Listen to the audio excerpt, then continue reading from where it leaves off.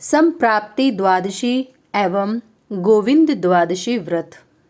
भगवान श्री कृष्ण ने कहा, पौष मास के कृष्ण पक्ष की द्वादशी से ज्येष्ठ मास की द्वादशी तक प्रत्येक मास की कृष्ण द्वादशी को षाण्मासिक संप्राप्ति द्वादशी व्रत किया जाता है।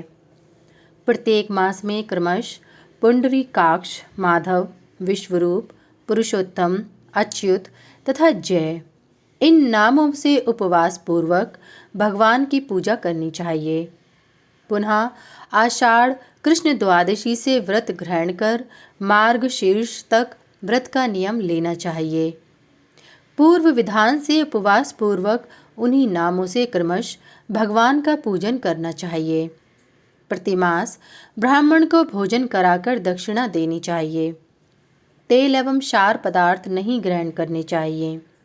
इस प्रकार 1 वर्ष तक इस व्रत के करने से सभी कामनाएं पूर्ण हो जाती हैं और अंत में वह भगवान के अनुग्रह से उनके लोक को प्राप्त कर लेता है।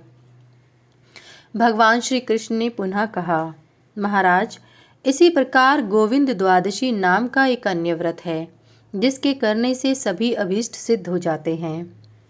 पौष मास के शुक्ल पक्ष की द्वादशी को उपवास कर पुष्प, धूप, दीप, नैवेद्य आदि से कमल नयन भगवान गोविंद का पूजन कर अंतर मन में भी इसी नाम का उच्चारण करते रहना चाहिए।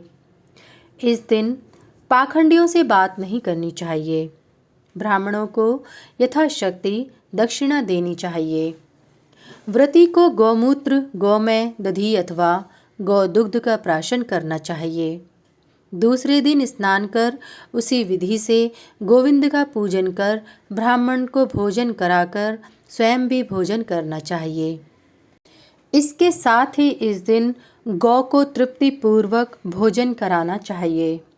इसी प्रकार प्रति मास व्रत करते हुए वर्ष समाप्त होने पर भगवती लक्ष्मी के साथ सुवर्ण की भगवान गोविंद की प्रतिमा बनवाकर पुष्प, धूप, दीप, माला, नैवेद्य आदि से उसका पूजन कर सवत्सा गौ सहित ब्राह्मणों को देना चाहिए।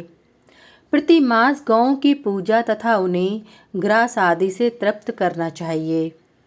पारणा के दिन विशेष रूप से उनकी सेवा भक्ति करनी चाहिए।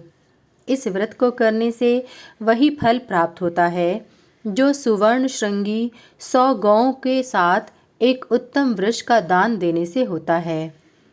इस व्रत को सम्यक रूप से करने वाला सुख भोग कर अंत में गोलोक को प्राप्त होता है।